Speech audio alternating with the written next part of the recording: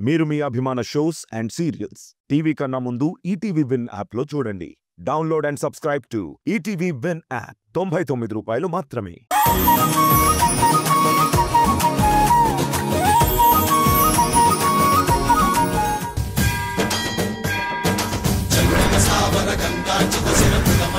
సాధువు నీకోసమే వచ్చినట్టున్నాడమ్మా.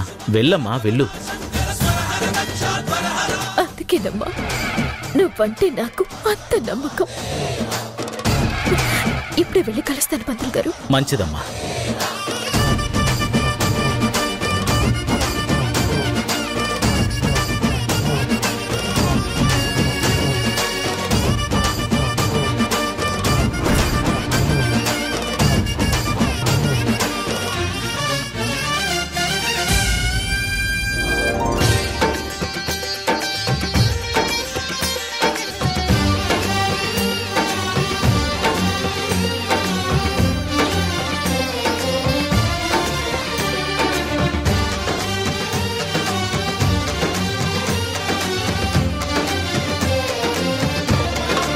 స్వామి, నా సమస్యకి పరిష్కారం మీ దగ్గర దొరుకుతుందని వచ్చాను. కానీ మీరేమో ధ్యానంలో ఉన్నారు. అందువలన మిమ్మల్ని డిస్టర్బ్ చేసి మీకు ఇబ్బంది కలిగించను. మీరు కళ్ళు తెరిచి నన్ను చూసేంత వరకు ఎదురు చూస్తూ ఉంటాను. అది ఎంతసేపైనా పర్వాలేదు. ఇలా ఎదురు చూడటం దేవుడు నాకు పెట్టిన పరీక్ష అనుకుంటాను. ఈ రోజు మీతో మాట్లాడి నా సమస్యకి పరిష్కారం తెలుసుకోకుండా నేనిక్కడి నుంచి వెళ్ళను. నేనిక్కడి నుంచి కదలను. మీరు ఎప్పుడైతే కళ్ళు తెరుస్తారో అంతవరకు నా స్థానం ఇది.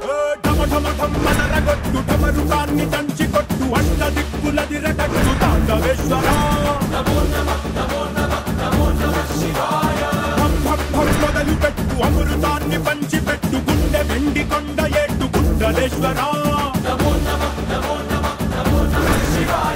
జయ శంకరా, జయ జయ జయ శంకరా. నిప్పు కన్ను ఇప్పి జనం తప్పును కాల్చయ్యరా.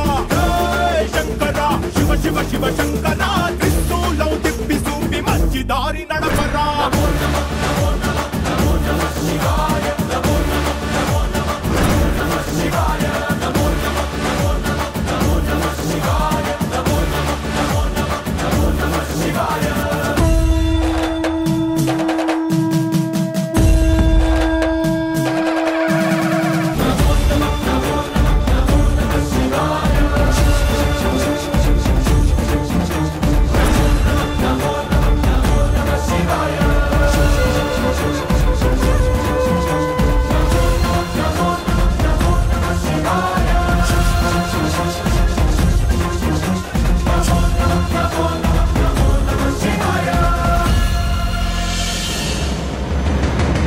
రాధా,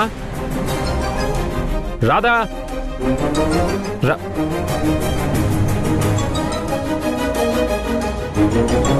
రాధా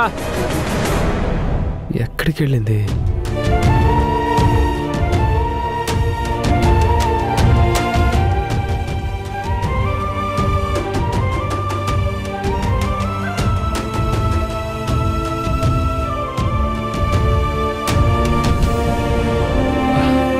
ఏంటి బావ గారు, ఏంటి సంగతులు?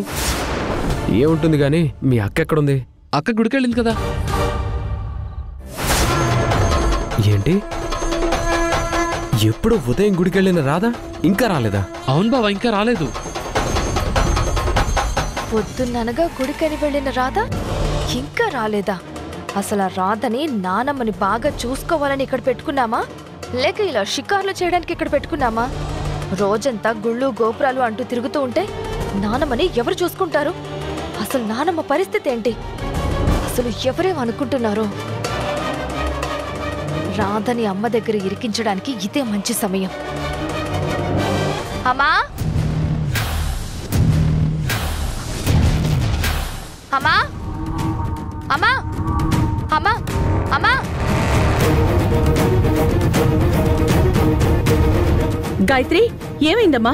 ఇంకా ఏం కావాలమ్మా? బాధ్యతలు తెలియని వాళ్ళకి బాధ్యతలు అప్పగిస్తే ఇలాగే అవుతుంది.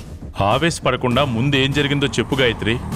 ఎప్పుడో పొద్దున్న గుడికని ఇంటి నుంచి బయటికి వెళ్ళిన రాధ ఇంతవరకు ఇంటికి రాలేదు.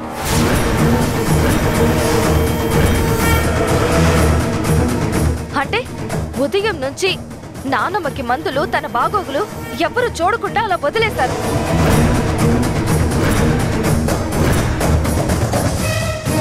అసలేం జరుగుతోందండి? ఉదయం నుంచి రాధ లేకపోతే మరి అత్తయ్య గారికి మందులు భోజనం మిగతా ఏర్పాట్లు ఎవరు చూసుకుంటారు? పెద్దమ్మ, రాధక్క బయటికి వెళ్తున్నప్పుడు తను రావడానికి లేట్ అవుతుందని ఏ మందులు ఎప్పుడు వేయాలా అని అన్ని నాకు చెప్పే వెళ్ళింది పెద్దమ్మ. తను చెప్పిన దాని ప్రకారం ఒక్క టాబ్లెట్ కూడా మిస్ అవ్వకుండా అన్ని జాగ్రత్తలు చెప్పింది పెద్దమ్మ. మందులు నువ్వు ఇస్తున్నావు సరే, మరి భోజనం జ్యూసు జావా ఇవన్నీ ఎవరు చేశారు? అంటే ఉదయం నుంచి భోజనం లేకుండానే ఖాళీ కడుపుతో మందులేస్తున్నావా? లేదక్క, అన్ని కరెక్ట్గానే టైం ప్రకారమే జరుగుతున్నాయి. రాధక్క గుడికెళ్ళేటప్పుడు టిఫిన్ కూడా పెట్టెళ్ళింది. తర్వాత 11 గంటలకి అమ్మ జ్యూస్ ఇచ్చింది. మధ్యాహ్నం జావ ఇచ్చాం. ఇందాకే నానమ్మ కాఫీ తాగి టాబ్లెట్ కూడా వేసుకుంది.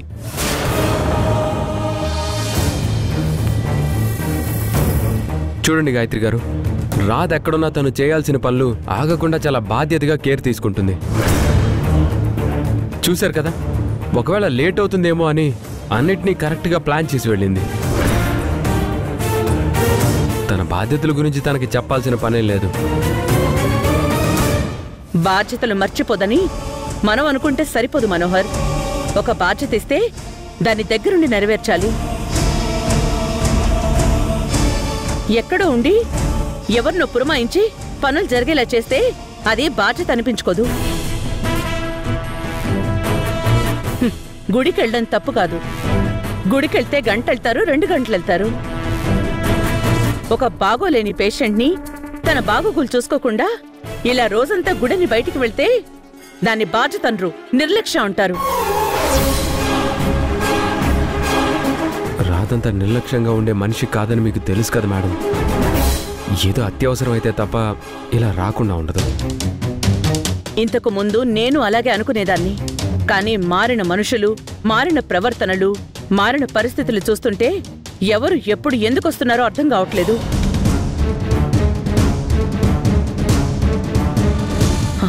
చూడు, తను ఏ పరిస్థితుల్లో రాకుండా ఉండిపోయిందో, అంత అవసరం ఏం వచ్చిందో నాకు తెలీదు. కానీ ఇంకొకసారి లాంటిది జరిగిందంటే నేను టాలరేట్ చేయను.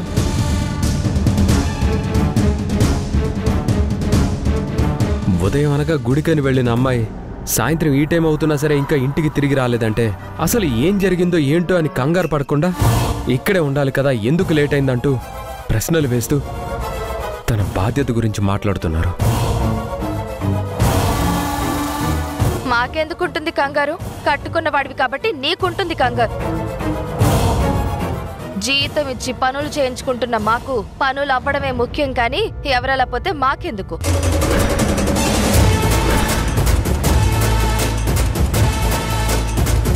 అయినా ఆవిడ మా ఇంటి కోసం ఏమైనా వెళ్ళిందా, మా మంచి కోసం వెళ్ళిందా? ఎందుకు వెళ్ళిందో, ఎవరి కోసం వెళ్ళిందో ఎవరికి తెలుసు. జీతం ఇస్తున్నాం, పని చెయ్యాలి అనే కాకుండా కాస్త మానవత్వంతో ఆలోచిస్తే మనుషుల విలువ తెలుస్తుంది.